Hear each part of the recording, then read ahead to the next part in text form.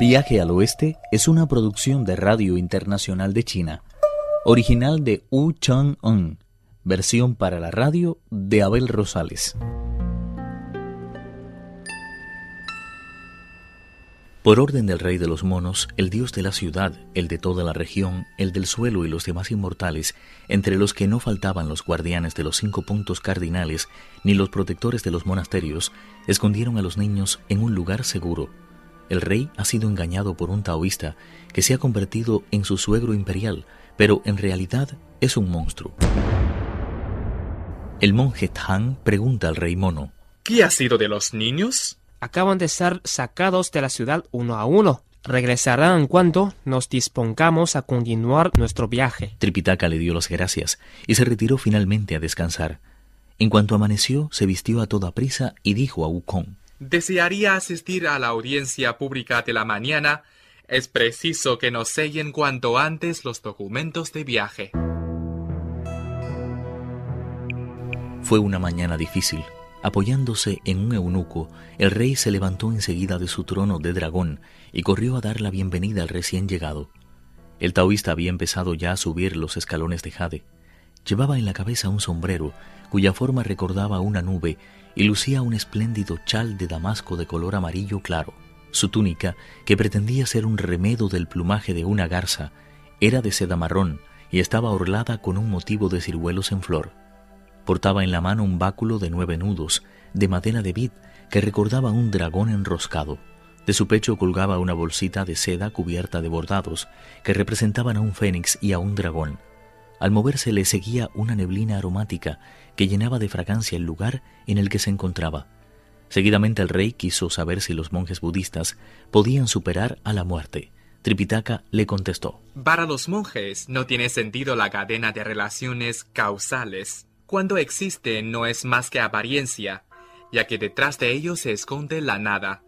Quien posee una sabiduría profunda y extensa conoce el auténtico reino de la no existencia. Para llegar a entender estos misterios es preciso que se abandone al silencio y lleve una vida de meditación y tranquilidad.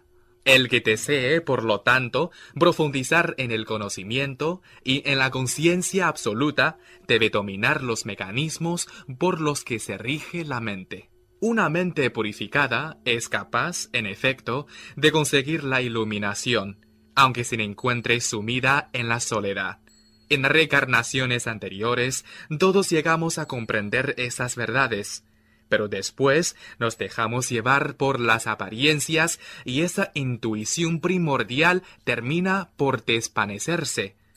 ¿Para qué buscarla más allá de nuestros propios límites? El sabio se presentará a los ojos de los demás como un estúpido, porque conoce perfectamente cómo no obrar en cada momento. De la misma forma, el que es auténticamente previsor aparecerá como un indolente, porque sabe el valor de todo y no se preocupa de nada. Solo cuando se ha renunciado a todo deseo puede conseguirse fácilmente una vida sin fin. Con sarcasmo asimiló el taoísta las palabras del monje Tang. Explicó cómo él mismo era capaz de garantizar la eternidad. El maestro se sintió profundamente turbado al ver que todo el mundo se ponía de parte del taoísta. Pese a todo, el rey pidió al encargado de las celebraciones y fiestas imperiales que preparara un banquete vegetariano para que el monje venido desde tan lejos pudiera reponer sus fuerzas antes de proseguir su camino hacia el oeste. Cuando abandonó el palacio el monje Tang, el rey mono permaneció escondido para escuchar lo que decían. Muerto de ira y de miedo, el rey fue informado de que los niños cuyos corazones servían para hacerle una sopa habían desaparecido. Ante la perplejidad del invisible rey mono, el taoísta dijo al rey que con el corazón del monje Tang podía lograrse el mismo efecto. El rey no dudó ni un momento en poner en práctica sus palabras. Sin pérdida de tiempo ordenó cerrar las puertas de la ciudad y envió un destacamento de soldados al palacio en el que se encontraba el maestro.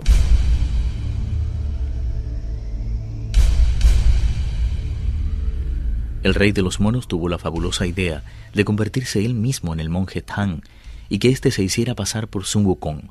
Así lo hicieron, de modo tal que los guardianes se llevaron prisionero al rey mono.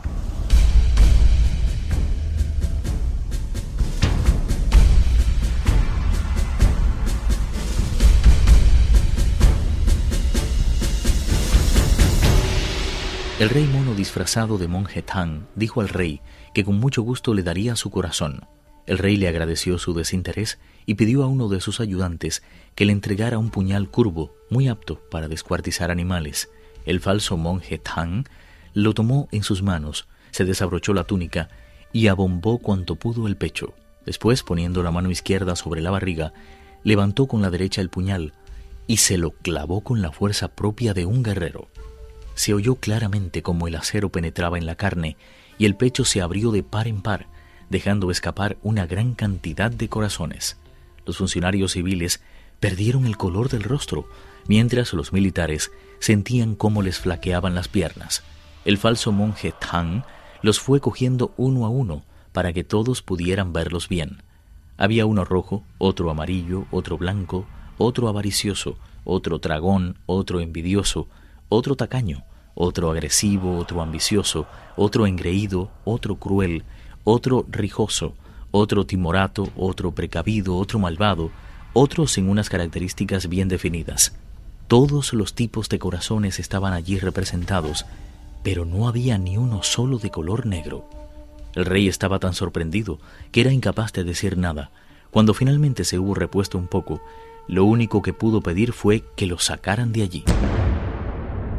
El falso monje Tang dio por concluida su demostración de magia y, recobrando la forma que le era habitual, dijo: Está claro que ha perdido toda su capacidad de observación, porque los monjes poseemos unos corazones honrados, mientras que su suegro es el único que tiene uno negro, totalmente apto para tomar la medicina que le ha preparado. Si no me cree, déjeme sacárselo para que lo vea. El suegro imperial abrió cuanto pudo los ojos y comprobó estupefacto que el rostro del monje había cambiado totalmente de aspecto. No cabía duda. Aquel era el gran sabio Sun, que se había labrado una triste fama hacía unos 500 años antes. Sin pérdida de tiempo, se dio media vuelta y trató de elevarse por las nubes, pero el peregrino le cortó la retirada elevándose por los aires. ¿A dónde crees que vas? Detente y prueba el sabor de mi parra.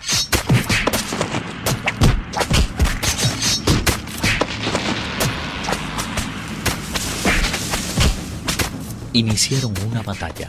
Afortunadamente el gran sabio mostró la potencia de su magia y salvó a todo el reino de las argucias de la bestia.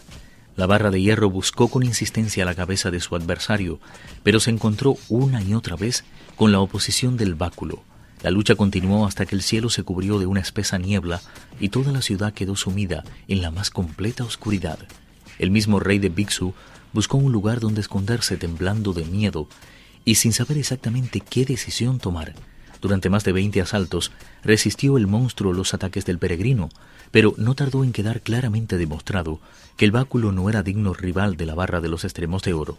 Tras asestar un último golpe, el suegro imperial se transformó en un rayo de luz y se lanzó a las habitaciones. La falsa muchacha se convirtió en otro rayo de luz y huyó a toda prisa, siguiendo los pasos de su padre. El peregrino bajó entonces de las nubes y, entrando en el palacio, regañó a los funcionarios allí reunidos, diciendo: Tremendo suegro imperial que se han conseguido.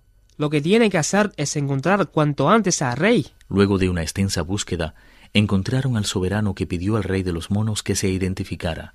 Aclarado los términos de su origen y las razones de su viaje, el rey mandó a buscar al verdadero monje Tang y los otros 2 monjes. Viaje al oeste, uno de los 4 grandes clásicos de la literatura china. Versión para la radio, Abel Rosales. Actuaron en este capítulo Pedro Wang y Alejandro Li. Esta es una realización de Abel Rosales, quien les habla para Radio Internacional de China.